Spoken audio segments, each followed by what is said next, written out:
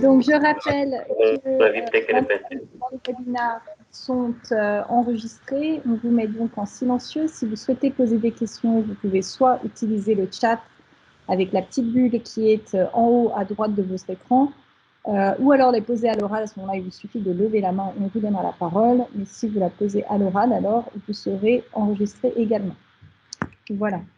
Donc, aujourd'hui, nous sommes sur un webinaire très pratico-pratique puisqu'on va parler démarches administratives. Je n'ai pas une présentation, mais je vais vous présenter les outils qu'on a mis à votre disposition. Donc, on va tout de suite sortir de cette présentation et aller sur le site internet MyLight Systems. Donc, vous voyez normalement tous mon écran. Et lorsque vous arrivez sur MyLight Systems, vous arrivez sur cette page d'accueil. Et vous allez retrouver un ensemble de documents en cliquant sur la DocuTech que je vous invite vivement à consulter. Et ensuite, il vous suffit de cliquer sur batterie virtuelle et vous retrouvez les documents que je vais vous montrer. Donc, il y en a deux qui sont importants à connaître. C'est l'activation et la demande de raccordement, qui est celui où vous aurez probablement le plus de questions. Et la deuxième, c'est la souscription pas à pas. Donc, si j'ouvre directement l'activation et la demande de raccordement, voilà à quoi ressemble le document. Et je vais tout de suite l'ouvrir sur mon PDF afin que vous l'ayez en plus grand écran, qui est ici. Voilà tout. Hop, voilà, comme ça vous devez tous l'avoir. Alors, on vous a mis une petite timeline pour vous montrer. Pardon, ce n'est pas le bon document. Comme ça, je vais être. C'est les joies du direct. Voilà, ici.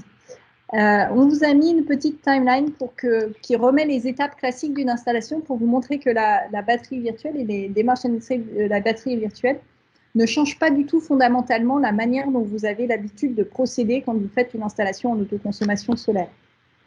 Donc, vous avez un certain nombre d'étapes, on en a mis 8. Ces étapes, on les a mis linéairement, mais elles peuvent changer évidemment. En fonction de vos habitudes de travail. On ne cherche pas à changer vos habitudes de travail, ça c'est important. Alors, la première étape est évidemment la vente du système. Et ensuite, vous avez, comme d'habitude, déclaration préalable et la réalisation de l'installation. Cette réalisation, elle peut se faire après la déclaration préalable ou vous pouvez la faire un peu plus tard dans le process. Typiquement, si vous êtes habitué à faire les démarches Enedis ou les démarches mensuelles avant, vous pouvez le faire avant, évidemment. Ce qu'il est important de savoir, c'est que quand vous faites l'installation, derrière, vous avez une inscription de votre client. Et c'est à ce moment-là que vous allez déclarer votre client comme étant un client de batterie virtuelle, de MySmartBattery. Et pour faire cette inscription client, il vous faut un numéro important qui est le numéro de PDL, de point de livraison. Ce numéro, vous le trouvez sur la facture d'électricité de votre client. Et le deuxième, il vous faut le numéro de série de MySmartBattery. Mais on va rentrer dans les détails juste après, puisqu'on a des captures d'écran de toutes ces étapes. Il y a toujours besoin de consuel avec MySmartBattery et il y a toujours besoin d'une demande Enedis. Ces choses-là ne changent pas. La différence avec la SmartBattery, c'est la partie mise en service d'Enedis dont nous allons parler. Alors, si on rentre tout de suite dans le vif du sujet, commençons par l'inscription de la SmartBattery. Donc, imaginons que vous suivez ce process, vous avez fait votre déclaration préalable, vous avez réalisé l'installation de vos panneaux, et maintenant, vous voulez déclarer votre SmartBattery sur l'environnement MyLight. Dans le même espace que là où vous avez inscrit le matériel que vous posez, vous inscrivez les numéros de SmartBattery qui se trouvent sur la boîte de MySmartBattery, qui est ici, qui est sur le côté, c'est le numéro de série du modèle. Donc, vous pouvez vous indiquer fournisseur d'énergie, ce sera automatique. Et là, c'est ce que je vous ai indiqué, c'est le numéro de point de livraison qui est important.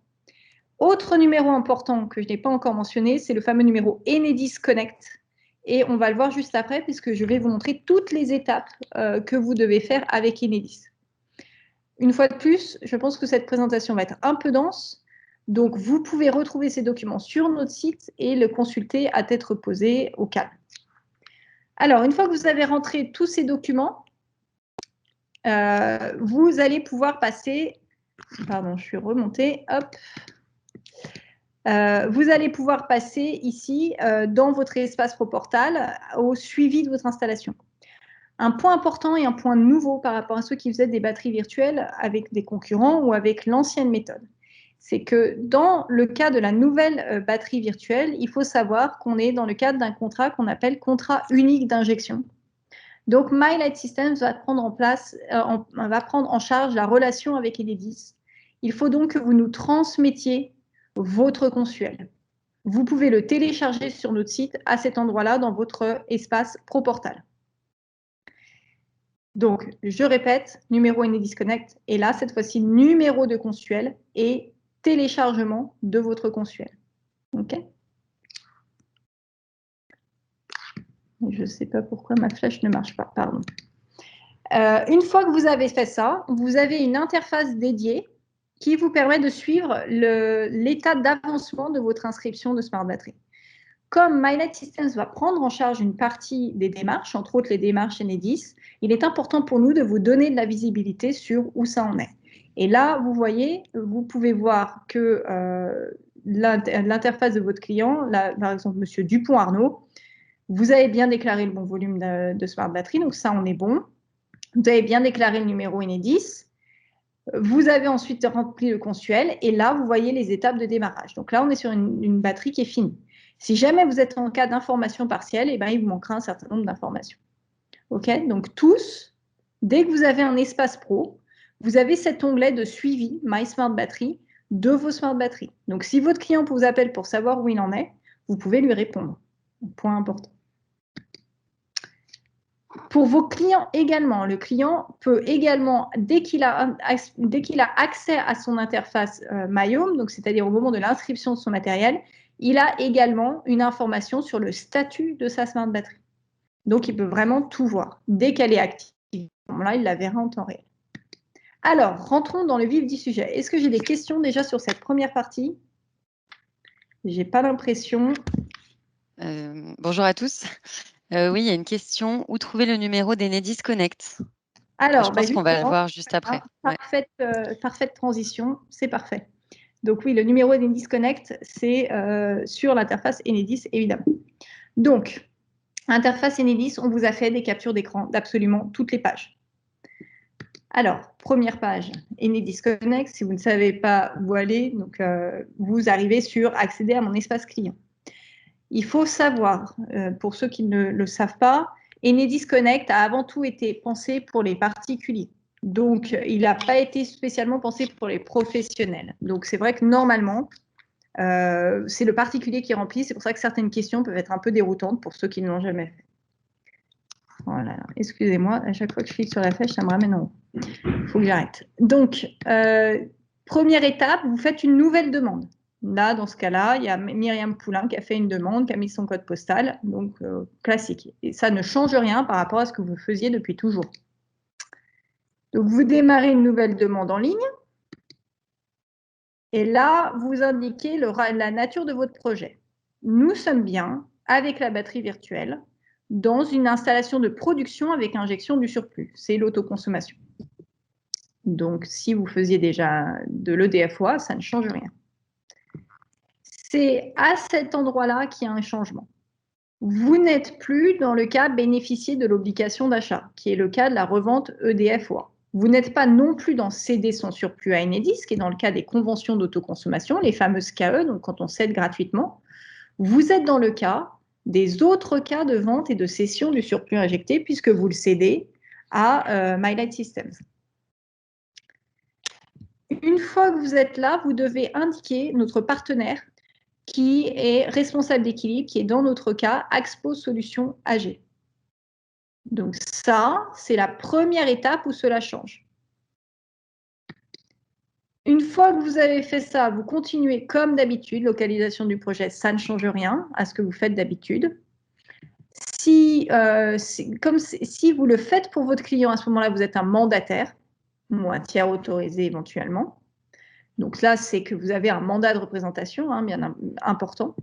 Mais ça, c'est pareil, ça ne change rien si vous faisiez avant les démarches administratives de vos clients. Et ensuite, vous allez continuer à, donc là également pareil, la même chose. Vous allez continuer et une fois que vous avez passé cette page-là, vous allez avoir un numéro de demande ici. Et c'est ce qu'on appelle le numéro Enedis Connect. Voilà. Donc, est-ce que j'ai bien répondu à la question? Alors, repréciser où se trouvait le support My Smart Battery. Donc, vous allez dans la DocuTech, vous cliquez sur My Smart Battery. Donc, je vais le refaire, comme ça, tout le monde est au même niveau. Je retourne en arrière. Quand vous arrivez sur le site MyLight, vous arrivez sur cette page d'accueil. Vous avez une DocuTech en haut, 3 options batterie virtuelle. Et ici, vous êtes sur activation et demande de raccordement. Voilà le document que je suis en train de vous présenter. Hop. Donc, le numéro Enedis Connect est ce qu'on appelle le document, la demande numéro, et vous avez ici un numéro. C'est ce numéro-là qu'il faut rentrer dans le portail pro. Après, on retrouve les caractéristiques classiques de l'installation de production qu'il faut que vous remplissiez, donc ça ne change rien. Je rappelle qu'aujourd'hui, il y a une contrainte, si vous êtes au-dessus de 6 kVA, de passer en triphasé. Donc, on parle bien de la puissance de raccordement demandé, hein, ce n'est pas 6 kW/crête. Donc, si vous avez 9 kW/crête, mais un onduleur de 6 kV en dessous, c'est bon. Il y a souvent une confusion entre les deux. On continue toujours la même chose. Ça ne change rien par rapport à historiquement, à ce que vous faisiez. Et là, vous avez fini votre demande de raccordement, qui n'est pas encore la demande de mise en service. Une fois que vous avez fini votre demande de raccordement, vous allez avoir le récapitulatif et ça va être traité par Enedis. On vous a rappelé le numéro d'accueil, le numéro en 09 si vous ne le connaissez pas. Donc n'hésitez pas à les appeler, en général, ils sont de bons conseils. Alors, pouvez-vous préciser le responsable d'énergie à indiquer? Donc, je remonte, c'est Axpo qui est ici. Voilà, page 12, Axpo Solutions AG. N'hésitez pas à imprimer ce document, hein, comme ça, vous l'avez à côté de vous quand vous faites les démarches, vous pouvez complètement le suivre. Je retourne. Alors, c'est à partir de ce moment-là que ça change. Historiquement, vous faisiez la demande de mise en service Enedis et ensuite vous étiez, vous, en charge de suivre la mise en service Enedis. Nous sommes dans le cas d'un tout nouveau process. Nous sommes le premier fournisseur à éprouver ce process, qui est le cas d'un contrat unique d'injection. Pour la petite histoire, ce contrat unique d'injection vient d'une demande de la CRE, de Commission de régulation de l'énergie, puisque Enedis n'a pas du tout vocation normalement à être en contact avec des clients particuliers. C'est un des rôles du fournisseur d'énergie d'être intermédiaire entre Enedis et le client particulier. C'est donc l'été dernier, je crois que c'était, oui, c'est ça, l'été 2020, ils ont sorti un rapport demandant à ce que petit à petit, les fournisseurs prennent en charge le lien entre les particuliers et Enedis, y compris pour les installations en autoconsommation. Et donc, ils ont poussé ce qui est écrit ici, un contrat unique en souterrage et injection, c'est-à-dire que vous avez le même contrat avec votre fournisseur quand vous êtes autoconsommateur, que ce soit pour acheter de l'énergie au réseau ou pour valoriser votre surplus. Et on est le premier fournisseur à utiliser ce process-là. Donc, vous, en tant que professionnel, vous avez terminé votre rôle à partir du moment où vous avez fait la demande de raccordement auprès d'Enedis. Et c'est le fournisseur, donc dans ce cas-là, MyLight Systems, qui va reprendre le lien avec Enedis pour la planification de la mise en service. C'est pour ça qu'ici, vous pouvez indiquer « Annuler la commande de mise en service », puisque la mise en service est faite par MyLight Systems. Ça, c'est la grosse différence. Il y a eu beaucoup de confusion sur les premières batteries puisque c'était un nouveau processus. Est-ce que c'est bien clair? À partir de là, si vous avez annulé la commande de mise en service, le dossier est clôturé et vous pouvez donc retourner tout simplement sur votre espace MyLight et c'est sur votre espace MyLight que vous allez suivre les démarches. Et si vous avez des questions sur où en est le dossier, ce n'est plus à Enedis qu'il faut que vous communiquier, c'est à MyLight Systems directement. Donc, vous appelez support, ils vous indiqueront ça. Est-ce que c'est bien clair pour la partie Enedis? Parce qu'après, je vais passer à la souscription des particuliers de la Smart Battery. Donc, cette page-là est, je pense, la page qui crée le plus de confusion auprès de vous. Alors, si le client a son contrat autoconso et obligation d'achat du surplus, peut-il avoir la Smart Battery? Donc, malheureusement, quand le client est déjà en obligation d'achat, ça veut dire qu'il s'est engagé auprès d'EDF OA pendant 20 ans à vendre son surplus à 10 centimes. Et dans ce contrat, si vous le lisez, il y a une clause de sortie, donc il peut en sortir, mais pour en sortir, il doit repayer en fait tout ce qu'il a touché. Il y a une formule un peu barbare dans le contrat que je vous invite à regarder, avec des sommes, etc. Et que je vous invite à essayer de décrypter. Mais si vous la décryptez, vous vous rendez compte que le client doit rembourser tout ce qu'il a touché pendant le temps du contrat. Donc, un client qui est sous EDF-OA, c'est assez lourd, déjà administrativement, mais aussi financièrement, de le sortir pour être en smart battery. Et un point de livraison ne peut pas être en EDF-OA et en smart battery. C'est l'un ou l'autre. Par contre, vous ne l'avez pas posé dans votre question, mais je tiens à le dire parce qu'il y a beaucoup de choses qui sont de légendes là-dessus. Vous pouvez par contre parfaitement avoir de la vente totale et une smart battery sur une installation qui est posée à côté. Ça, c'est autorisé. Ces questions-là, d'ailleurs, sont toutes décryptées dans notre FAQ. Donc, si je retourne sur notre site internet, là, je vous ai montré la fameuse DocuTech. Il y a un autre site qui est très intéressant, c'est la FAQ. Et si je tape obligation de vente totale, je pense que je tombe sur la bonne réponse. Voilà. Et vous allez pouvoir, pardon, alors ça doit être vente, hop. Et vous pourrez avoir, voilà, vous allez avoir un certain nombre de réponses. Ok, donc j'espère que c'était bien clair pour la partie administration du côté Enedis. Donc là, il y a, si je retourne sur ma timeline, on va maintenant regarder côté client. Là, j'ai regardé côté pro et on va regarder côté client. Donc, le client, lui, la première étape qu'il doit faire, il doit souscrire à son contrat de batterie virtuelle. En fonction de vos méthodes de vente, d'organisation, etc., cette souscription peut avoir lieu à peu près à n'importe quel moment pendant ce processus, mais évidemment, elle doit avoir lieu avant la mise en service Enedis. C'est-à-dire que votre client peut souscrire au moment où il signe son devis avec vous, donc au moment de la vente. Votre client peut aussi souscrire au moment où vous faites l'inscription sur le portal, et donc au moment de l'installation, ou il peut souscrire après l'installation. Il faut savoir, et je vais vous montrer l'étape de souscription, il faut savoir par contre qu'entre le moment où il souscrit et le moment où ça démarre, il y a au minimum 10 jours. Pourquoi 10 jours? C'est parce que légalement, les clients ont 10 jours de droit de rétractation pour se sortir de l'offre à laquelle ils viennent de souscrire.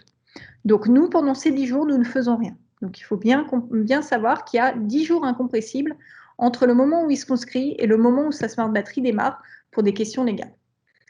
Une fois qu'il aura souscrit, c'est indépendant donc de la création de Myhome, hein, celle-ci est liée à l'inscription du matériel.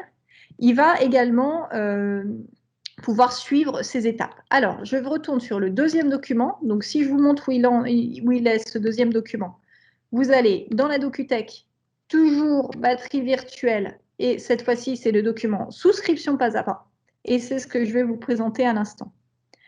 Pour souscrire physiquement, si vous voulez sur notre site internet, donc si je retourne, si le lieu de souscription de votre client, il va dans batterie et ici vous avez en gros souscription.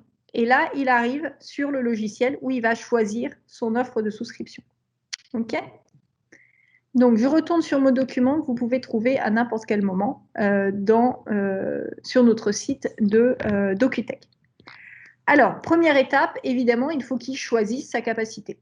Ça, c'est une grosse nouveauté par rapport à l'offre que l'on présentait l'année dernière. C'est que cette fois-ci, la capacité n'est pas choisie par vous, installateur, elle est choisie par le client directement. Vous lui avez donné une option Smart Battery, c'est lui qui estime la capacité dont il a besoin. Bien sûr, vous, en tant qu'installateur, vous avez un devoir de conseil et vous pouvez l'aider pour qu'il choisisse au mieux son forfait. Je rappelle à nouveau comment on peut changer de forfait à un autre. Vous pouvez toujours changer à la hausse en tant que particulier utilisateur. À ce moment-là, ce sera valide le premier du mois suivant. En revanche, à la baisse, vous pouvez descendre 1 an après la dernière hausse. Pourquoi on fait ça? C'est pour éviter les petits malins qui mettent une toute petite batterie pendant l'hiver et une énorme batterie pendant l'été. Et qui créerait une distorsion du système. Toutes ces informations-là sont toujours dans les conditions générales de vente. Une fois qu'il a choisi sa capacité de batterie, il doit indiquer un certain nombre d'informations. Les 2 informations extrêmement importantes, c'est le numéro de téléphone, puisque c'est grâce à ça qu'il va signer son contrat. Et la 2e information importante, c'est son adresse email, puisque son adresse email est aussi l'adresse sur laquelle on va envoyer tous les documents légaux. Donc, il faut bien faire attention de rentrer correctement ces 2 informations. Ensuite, on est sur le lieu de l'autoconsommation, donc chose classique. On retrouve le point de livraison. Donc, vous l'avez rentré, vous, côté pro, sur votre portail pro, et on le rentre ici. C'est ce numéro-là qui nous permet.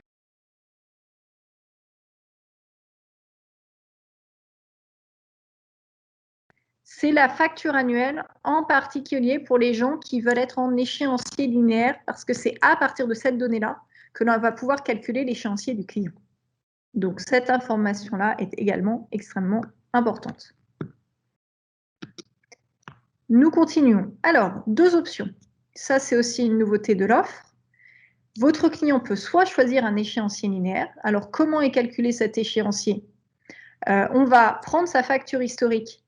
On va estimer son taux d'autoconsommation, donc la réduire, sa facture historique, et ensuite on va la lisser sur 11 mois, puis une facturation de régularisation au bout de 12 mois, au 12e mois, pardon.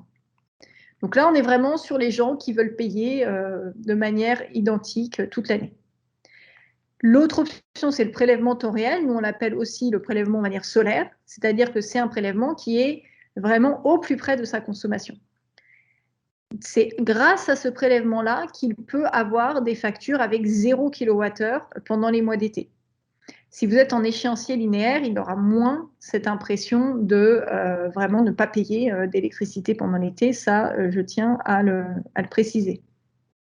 Par exemple, au mois d'août, s'il a une batterie si c'est un client à 9 kVA avec une batterie de 100 kWh, et qu'au mois d'août, l'intégralité de ses besoins sont couverts par son photovoltaïque plus sa smart battery, la seule chose dont il s'acquittera sur le mois d'août, ce sont les 14,90 €, quasiment 15 € de forfait d'abonnement Enedis, et ces 15 € de smart battery.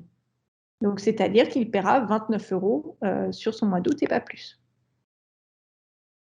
Donc voilà, 2 options pour votre client, échéancier linéaire ou prélèvement temps réel, en fonction de leurs besoins. Une fois qu'on arrive là, période classique, enfin une question classique sur les coordonnées bancaires, évidemment. Et c'est à cet endroit-là que l'adresse email devient importante. Donc, pour la signature, il y a plusieurs étapes. Première étape, on vérifie l'adresse email. Donc, lorsqu'on clique valider sur l'adresse email, votre client va recevoir un email de validation et ils doivent cliquer sur un lien. Voilà, juste ici, ils doivent confirmer votre adresse email. Sans ça, il ne pourra pas passer à l'étape suivante qui est la signature. Une fois de plus, normalement, nos mails ne passent pas dans les spams, mais on ne sait jamais. Si jamais il ne le reçoit pas, vous les allez voir dans les spams. Deuxième étape, une fois que les informations sont validées, on passe à la partie signature du contrat. On rappelle l'offre ici, mais également le client va pouvoir avoir accès à tout son contrat avec les conditions particulières de vente. Une fois qu'il a lu et qu'il s'est assuré que le contrat est conforme à ce qu'il a choisi, il clique sur signer. Et là, on est en signature électronique. Donc, il a besoin d'un téléphone portable. Ça, c'est un point important. Et il va y avoir un code d'envoyer sur son téléphone portable qu'il lui suffit de remplir pour confirmer la signature de son contrat. Aujourd'hui, les gens sont vraiment habitués à ça parce que ça commence à se généraliser, mais il faut bien savoir qu'avant de démarrer, le client il a besoin d'avoir son portable à proximité. Une fois qu'il a validé tout ça, il retrouve dans un email le contrat qu'il vient de signer, qui est ici, mais également un lien qui est valide tant qu'il n'a pas encore accès à My Home, pour suivre l'activation de sa fourniture d'énergie. Alors, pourquoi doit-on payer un abonnement Enedis? C'est les abonnements classiques d'électricité. Vous savez, dans une facture d'électricité, vous avez une part abonnement et une part variable. Par abonnement, par kilowattheure. La part abonnement n'est pas couverte dans le forfait Smart Battery. La Smart Battery, elle va vous permettre uniquement de gérer les kilowattheures. La part abonnement, elle est liée directement à la puissance de compteur. Donc, un 6 kVA ne paye pas comme un 9 kVA, par exemple. Ces abonnements, je fais une petite parenthèse comme j'ai une question, vous retrouvez également toutes ces informations prix ici dans offre et tarifs. Et vous le retrouvez ici dans grille tarifaire. Et la grille tarifaire, vous voyez là, l'abonnement mensuel. C'est un abonnement, tous les fournisseurs ont des abonnements. Nous quittions Ennemi. Alors, vous quittiez Enedis, je pense qu'il y a une typo, Enedis. Alors, attention, il ne faut pas confondre Enedis, EDF et toutes ces entités juridiques qui peuvent prêter à confusion.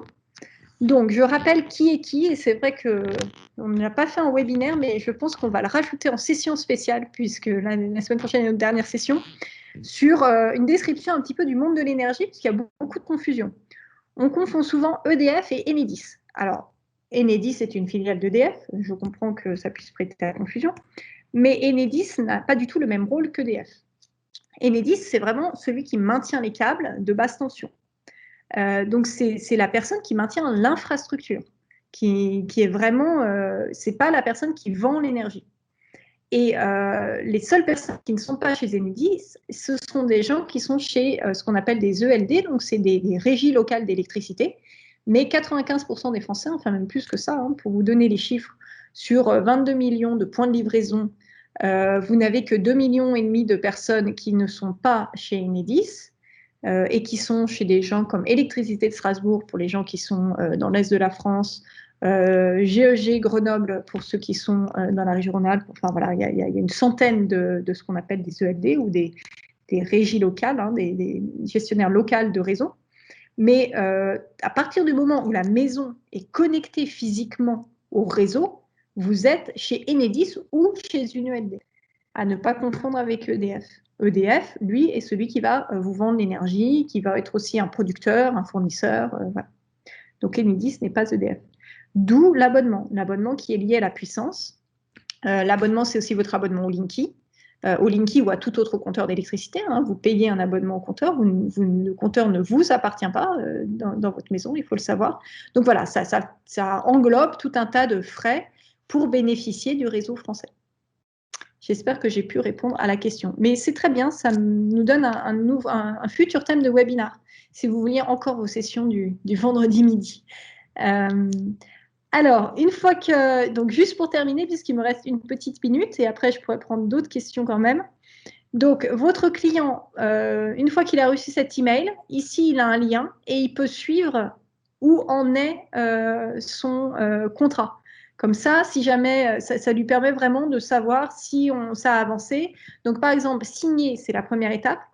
Activable, c'est il y a deux moments. C'est une fois que les 10 jours sont passés, il peut activer à tout moment et venir chez MyLight, même s'il n'est pas encore installé en panneau solaire. Et à ce moment-là, il y aura ce qu'on appelle une période de transitoire avec une facture spécifique. Et le en cours, ça, c'est lorsque le contrat est signé et les panneaux sont installés avec la Smart Battery inscrite, le consuel téléchargé, toute cette partie-là faite. À ce moment-là, la balle rentre dans notre camp et c'est à nous de nous organiser pour que la mise en service se fasse le plus vite possible. Pendant le en cours, alors les en cours, les délais peuvent être, en fonction des régions, peuvent être variables, mais vous pouvez, c'est autour de 10 jours à peu près hein, pour les activations, les mises en service et les 10. Et une fois que tout est fait, on passe à en service. Ces deux étapes-là, il pourra également normalement les suivre sur MyHome. Et une fois que toutes ces étapes administratives qui paraissent un peu lourdes, mais en réalité, là, c'est qu'on vous a tout documenté, c'est aussi simple, voire plus simple qu'avec une déclaration UDFOA, hein, puisque comme interlocuteur, vous avez MyLight, qui est quand même une entreprise un peu plus petite et un peu plus orientée service client qu'EDF. Votre client, une fois tout ça fait, aura accès à son interface et pourra commencer à visualiser sa batterie qui se charge et qui se décharge. Est-ce qu'il y a des questions? Je rappelle juste où je retrouve ces documents. Donc, vous arrivez sur le site MyLight. Et vous allez dans la DocuTech qui est en haut, tout en haut, et batterie virtuelle. Hélène a également envoyé les liens sur le site du webinaire, sur le chat du webinaire. Est-ce que j'ai d'autres questions? J'ai pas l'impression. Eh ben, j'espère que c'était utile et n'hésitez pas à télécharger les documents. Très bonne journée à tous et à la semaine prochaine. J'ai oublié de vous l'annoncer, on sera sur batterie temps réel, mais quel temps réel? Bonne journée, bon week-end.